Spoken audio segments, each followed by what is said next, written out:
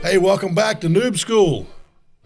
This is where we interview great salespeople, business folks, successful business folks, and we kind of peel back to when they started, like you're going to start as a first-year salesperson.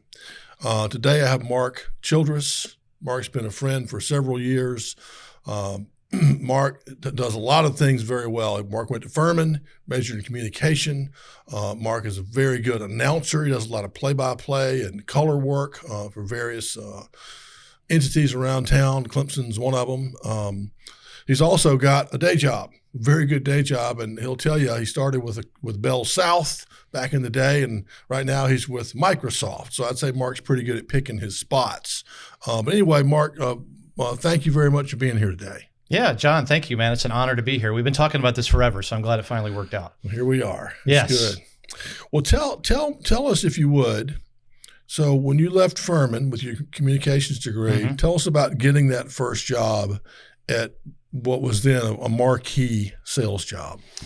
Yeah, I kind of took a weird path to get there, right? When I was at Furman, I wanted to be a broadcaster. I wanted to be on ESPN, a sports broadcaster, and I did communications. I interned all over town in the upstate of South Carolina. I actually started working in radio when I was still at Furman. Okay. I would get up for the morning show and have my sportscast ready at 5 a.m. as a college student, and then work until noon and take classes in the afternoon. I went into TV after that. And after about 18 months or so, it was something that was a really good hobby, but not a great career path for me. Yeah. And I remember calling my dad, living down in Atlanta. I'm up here in the upstate, and I'm like, hey, I think it's time for a career change. And he was immediately like, well, he was working at Bell South, Southern Bell before that. He'd worked there his whole career. And he's like, I know a guy who knows a guy kind of thing. Yeah. And ended up interviewing for a sales path at Bell South and was lucky enough to get hired and in something that I figured out pretty quickly that I was really good at. Yeah. And so what was that interview process like with the Bell South guy? It was... it was just one guy, and they had a little sales breakout team that I would call it at Bell South that was almost like a 1-year paid internship, to be honest with you. So it was just me having an interview with him, and I felt like I had good communication skills, right? I'd been talking to a television camera like we're doing today for so many years, and I'd learned how to write, I guess, at Furman as well, and that helped me. So I just kind of leaned into that, even though I didn't have any sales experience. And the first 12 months I was there, the first 6 weeks was a sales deep dive. Bell South had like a local hotel right at North Druid Hills in 85 in Atlanta. And I went and lived there for 6 weeks, and it was sales training and product training for 6 weeks before I even walked into the building at Bell South. And then to complete the year, they kind of did round 2 of the sales training and technical training. So after 12 months, I was like this weaponized machine that was ready to go and start selling. So I had a lot of advantages, I think, very early in my career that I don't think you see a lot of people get today. And one of the things we talk about in the Noob School is trying to figure out where you want to be. And I doubt, telecom was really where you wanted to be. You didn't love like phone communications, but that was a place for you to learn sales. Yes. Okay. I got it. Because that's a possibility. I kind of preach on people, find your industry and go in there, then start selling. But in this case, you had a great company, good pay, a year's worth of training. Yes. That's pretty cool. No, it was very nice. And I knew that I wanted to sell and that I was good at it. Like if my mom was here right now, when I was in the 2nd grade, I would go to the flea market. I lived in New Jersey in the 2nd grade. I would go to the flea market and I would buy these packs of pencils. They were like NFL pencils, and it was all of the NFL teams. And I would buy this pack for like $1. And then I would go to school because I knew who all my friends liked, right? I've always been a sports fan. I would sell them pencils for like 25, 50 cents each. I'd take that money and next week I'd go buy 2 packs. And then I was buying so many pencils and selling them that the principal at school shut me down. So I knew I could sell. So when I made that call to my dad kind of originally and initially there, he was like, well, we know you can sell. Why don't we push you in that direction? That's kind of how I ended up there. Good. That's excellent. That's a good story. And a lot of times people know, we'll try to peel them back to their childhood. So what did you like to do? What did people say you were good at? Those kinds of things when they're struggling with what to do. They're trying to figure that out. So, and I think, in terms of linking skills together, you've got your communication skills, radio, television, professional selling.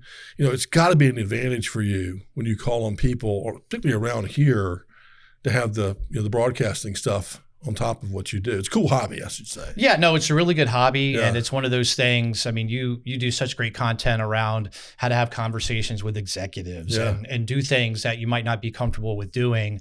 Being a big sports fan's always been helpful for me because especially in this environment where we're in today, where you're ending up on, I'm not going to say Zoom calls because I work for Microsoft, so I'm going to say Microsoft Teams calls. I use Teams. Yeah, okay, good. So you're on a Teams call and you're talking to somebody and you're looking at the bookcase behind them. And I was talking to somebody the other day. Hey, there's a Texas A&M helmet up behind him. And I'm like, did you go to Texas A&M? Oh, my husband went there. I went down there for a game. And before we'd even started talking about selling, we're already doing that. So the love of sports is a real easy way for me to get in, but also the broadcasting. When people find out, a lot of the people at Microsoft know that this is my hobby and things like that. So we'll be on a call and they're like, oh, hey, this is Mark. And you got to talk to him because he just did 2 hours of radio for Clemson football this weekend. That's a real easy icebreaker as well. So that's helped a lot. Little similar, but a little off topic. Do you ever use any technology like Loom or anything to send video messages to your customers? I've done that in the past. Okay. I don't do any of that now, but I've been thinking about doing it again. Yeah. I mean, we've got this incredible studio, Kronk Studios, that we're sitting in today. And I've thought about, there's got to be some ways that I could do something here that would be interesting and different. Never done the video messaging thing in the past, except an occasional sales contest or, hey, put your pitch together for this product and send it in and the winner gets Surface headphones or something like that. But video messaging, I think, could be really compelling, especially if you tailored it specifically to a target and found them through LinkedIn, Sales Navigator, something like that. I think that'd be a really easy and compelling way to differentiate yourself. Well, you'd be so good at it because of your training. But I've had it done to me a couple of times, and it is really effective. When they after the discovery call, I've talked to you for 45 minutes. 2 days from now, you get a video message from me saying, with the whiteboard, this is what I heard, this is what we propose, and it's got this whole thing. And I'm just, instead of reading my email, you're watching it. And we all like to watch the video versus reading something. I mean, that's pretty clear. So anyway, just thought you might be interested in that. File that one away. File it away. That's all included. There we go. It's all included. Tell us something about sales. I mean, you got off to a really good start. Okay. You went to Furman, communication. You'd already done a lot of broadcast work. Bell South, years worth of training. What's some of the stuff you've learned since then that you were wrong about sales? That I'm wrong about? But that you thought this was going to be the way sales was, and it's actually like this. I think one of the biggest lessons that I learned in my first few years, and you're eager, you're new in the industry, and you want to be everything to everybody, and you're given a set of accounts, probably a couple accounts too many to keep up with everything. In my early years especially, it was, hey, I'm going to try to be everything to everybody instead of trying to figure out where the real sales opportunities were. I burned a lot of time, I think, early in my career, again, trying to be the guy that's spinning all the plates or keeping all the balls in the air and calling on people that had no ability to buy from me this year. It doesn't mean I cut them off at all. And again, you end up with account executive titles and things like this, where you're the quarterback, you're a salesperson, but also, oh, they've got a problem. Well, let me introduce you to my problem guy and things like that. I spent so much time just working the extra hours and trying to be everything to everybody early in my career. And that's probably what I've learned the most is to be able to look at my set of accounts, realize where the sales opportunities are and gravitate towards those instead of just trying to do everything for everyone. That's a great message. And new people fall for that all the time. I fell for it. I mean, I didn't know the difference between Exxon and Joe's filling station. There was just another record. Call them and see if they want something. You know what I mean? It was just so dumb. But anyway, listening to people like Mark would help these noobs. No, I think that it would. I mean, that to me is one of the things that sticks out the most is try to figure out very quickly where to spend your time, because your time's your most valuable asset as a salesperson. It is. And do a better job for the ones you're working on versus just rushing through them to get to another one. Yes.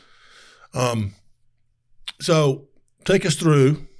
I've spent a lot of time on Bell South, and just what are the other major stops along the way before Microsoft? Yeah, I don't want to say I job hopped because that's not fair, but I did leave Bell South after a couple of successful years there and kind of rode the .com wave before the burst at a company that doesn't exist anymore called NetRail. And as you'll find earlier in your sales career, you'll gravitate towards mentors or senior salespeople in your organization. And if they go somewhere else, a lot of times you'll end up following them. Yeah. And that's what I did at a couple of steps in my career. So I did that until the bubble burst, if you will, and learned a lot and got some management opportunities.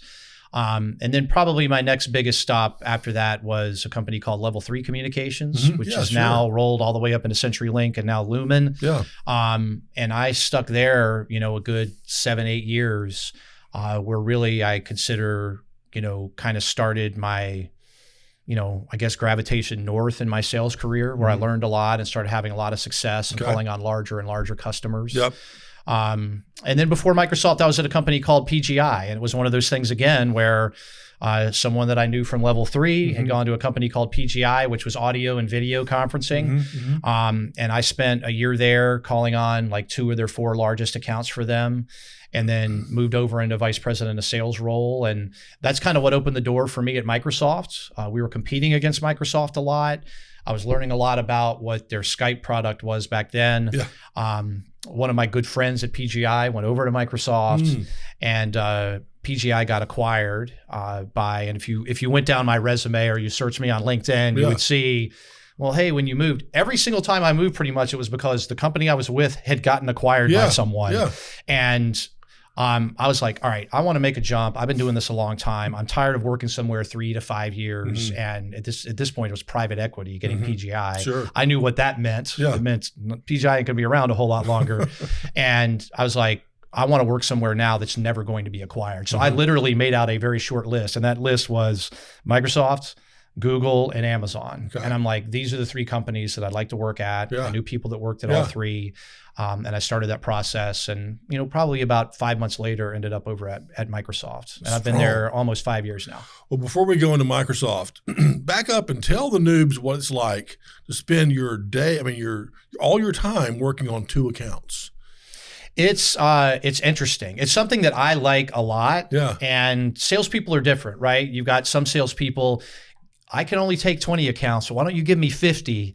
And then we'll do what I told you I was good at earlier, right? I'll figure out of those 50, the 10 I can sell to and make my number on this year.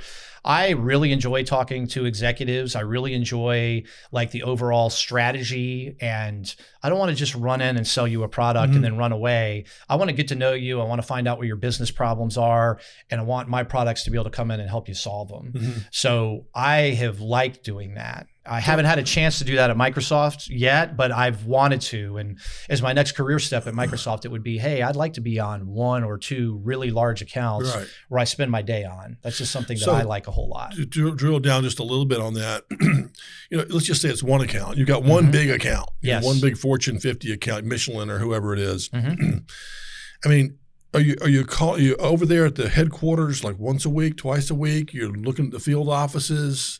How big is the network of people within the organization you're trying to stay in touch with? Okay, so I would say essentially all of it. Now, things are different now with COVID. Yeah. But in my early days, I guess at Level 3 that I told you about, I called on Earthlink, an internet service provider. Yeah. And I grew them to the 4th largest account that we supported at Level 3. And I did that in a couple of ways. One was getting into the executive team. And I did that because I was over at Earthlink probably 2 full days a week. I was over there at 9 o'clock in the morning. I would find reasons to, have meetings with people and walk the halls. Yeah. I would eat lunch at the little diner they had downstairs where everybody ate. Yeah. I had done my research, so when the CFO walked in, I knew what he looked like. I probably met half the executives at Earthlink just by them sitting there eating a sandwich by themselves really quick and saying, hey, are you so-and-so? Well, I'm Mark from Level 3. Could I grab 15 minutes with you next week? I did that a lot. Yeah. And then, just to interrupt you. Yeah. They need to understand if Mark would have just emailed those executives or called them or sent them a postcard, they would have thrown it in the trash can because those people are really busy and they're trained to get rid of all distractions because they got really important. But if they meet Mark or you in the break room, they're like, 15 minutes, Can How do about it next Tuesday? Sometimes they would say, well, hey, I got 10 minutes. Why I'm don't not you sit doing down right anything. now? That's the funny thing is half the time they're not doing anything. Right. That's just, exactly it. You know, they're just like, yeah, sure. Come on. And if you've got one or two accounts, you can prep it, right? I mean, you're reading the news reports, you're following their stock. Yeah. You know when their earnings are coming out and what happens. So if it's the CFO, it can be like, oh man, you guys' earnings came out. And if you've spent 15 minutes going over it, you can have an educated conversation with them. And you can turn that into, well, our earnings have been, interesting recently. You guys are spending $30 million a year with us. I'd love to get you together with our CFO and have a chat, and a lot of times I would just be the bridge builder to, hey, here's someone senior in my organization that I want you to grow a relationship with. So over time, I'm plugging all these executives together. I've got an extended account team of support people that are putting in orders, and I'm having all of them look at all times, right? Just ask the open-ended business questions when you're on the phone. I uncovered business because someone on my team that was responsible for putting in orders just asked, hey, are you guys super busy? Like, have you heard about any big orders coming? Oh yeah, I heard that we're about to do this really big project in California. Yeah. Well, she's bringing that back to me. I can go to my contacts and I'm like, hey, I'm hearing California is on the, how did you hear that? Well, yeah, it is, could you put in a bid? Yeah.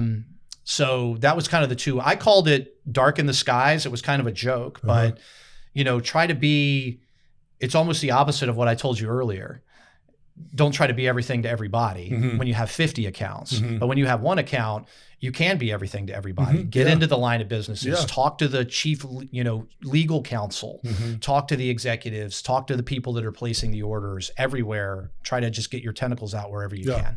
Yeah. And so just to wrap that up, when you're a noob, I encourage them, even if they're not going to be certainly at your level, after a year or two, they need to at least start thinking that way. If they're selling something to Earthlink or whoever it is, think about, instead of the person you're trying to sell 100 of these things to, what is the CEO and the board looking at? Right. What have they told their shareholders they're going to deliver on?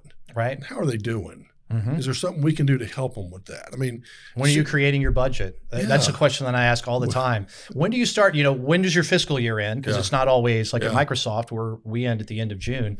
When's your fiscal year end? And then when are you doing your budget? Yeah. Because if you can have the sales conversations while those budget conversations are going on, it's a heck of a lot easier to sell them something that next year. Right. Put the money in there. Yeah. Well, that gets us to Microsoft, which, it's just so amazing, so cool that you're working for this great company.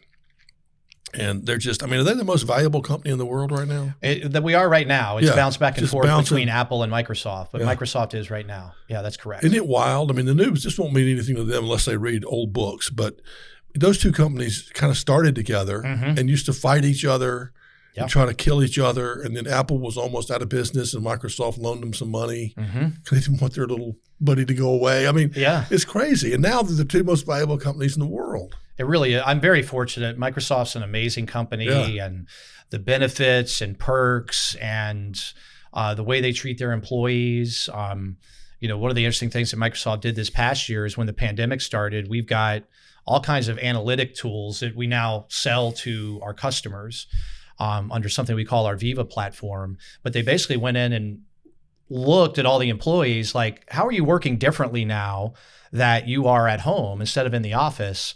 And it set off alarm bells and went all the way to the top of the company because people were working a lot more, having a lot less interaction, believe it or not, with their managers. There were all kinds of things. And Microsoft immediately, like literally within about a month, took the company, which is a giant company, and went, okay, guys, extra mental health days, Friday afternoons, no customer meetings. You're going to take that time and do the training, the expense reports and do all of that. And we're almost Nazi level about enforcing all of that and trying to give us more time to have a good work-life balance when we went home to when the pandemic started. And even though we're coming out of it now, all of that stayed in place. I just think things like that, especially for a company that size, are really amazing. Well, your leader, what's his name? Satya. I wouldn't say Satya. When I read that he's so quiet, but he's done such a good job before that of the pricing change. Yes. And, you had all these different units that, guys ran it or gals ran it that was $1 billion units. and trying to get them all to come together in one subscription-based thing. And a lot of people weren't having it. And he just got rid of them. Yeah. In a very nice, quiet way, I'm sure. But yes. I mean, he's like, this is what we're going to do. And boy, does it, because I'm a customer. And I went from all these people billing me in different times. Now I just got one bill a month. Yep. Combines everything. It all works together. So it's y'all doing pretty good. Thank you. I have a very, very, very small part to do with that, but I am excited about what I get to do for them. Well, what's one thing you wish you'd have known when you started out your career in sales? I think I've touched on some of those here, but for me, I think figuring out who you are, I guess, as a person and being confident are very important in sales, if that makes sense. There's so many different ways to be a great salesperson, right? Some people do it by having those relationships with the executives. Yeah. Some people do it by being product experts that can answer every question. Be true to who you are and don't try to be, the number one sales guy. This is how he does it. Right. Yeah, that doesn't mean that's the way you should do it. Right. You need to figure out what works for you. Yeah, if you're not good time Charlie, don't pretend to be good time Charlie. Exactly. And that's not really that's probably not going to surprise you. It's not really my shtick. Yeah. But early on, there were a lot of people like that and trying to find your path. So being true to yourself, I don't think it really hurt me. I was always a successful salesperson, even out of the gate, but it took me a while to figure all that out and also to be competent, especially being young. I mean, I was 27, 28, and I've been selling now at a high level for 4 or 5 years, and I still wasn't confident, if that makes sense. And I don't know if that was just a personality flaw or something along those lines, but just because you might be on the newer side, if you've got the foundation in there, and listen, man, sales is all about meeting your number. If you're knocking down your number all the time, even if you're 26 years old, you might be able to take on jobs that you might not think that you're ready for at an early age. And I wouldn't change anything about my path, but I think I could have reached for things very early in my career that I was telling myself in my head that I wasn't ready for, but I was. That's a great point. It's the head trash. Yes. And we all have it. And I've had it myself. I have salespeople that have it, but you think, well, I'm 24, I'm 25, I'm doing pretty good for that. Yeah. I'm doing pretty good for that. And, I don't need to think about what the board of directors is thinking about. That'll come later when I'm older. I've also had young salespeople just be so, have such bravado. Yes. They're like, John, I have found my way to the CIO of Miami-Dade County. 75, it's just like, I'm like, you add it up. What kind of deal are we talking? He goes, 25 million, about half the size of our company. Yeah. And he was 25 or 26. And I went to my partner. I'm like, he's like, he found it. Let him run with it. And he did. And he got it. Smart. At 26 years old. But he, you don't have to wait. No, you do not.